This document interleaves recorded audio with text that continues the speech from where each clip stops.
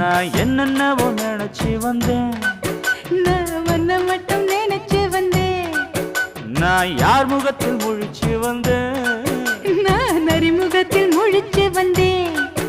எப்ப மேகம் மேகம் அது இருட்டும், எந்த தாகம் தாகம் அது தனியும். நம்ம வீடு ரொம்ப பக்கத்தில தான். ஆமா, பையன் நடுவுல முழிச்சுக்குவான். ஐயோ, அடுத்து 3 தினம் லீவு வருது. அப்ப மெத்தையில ஒத்தையில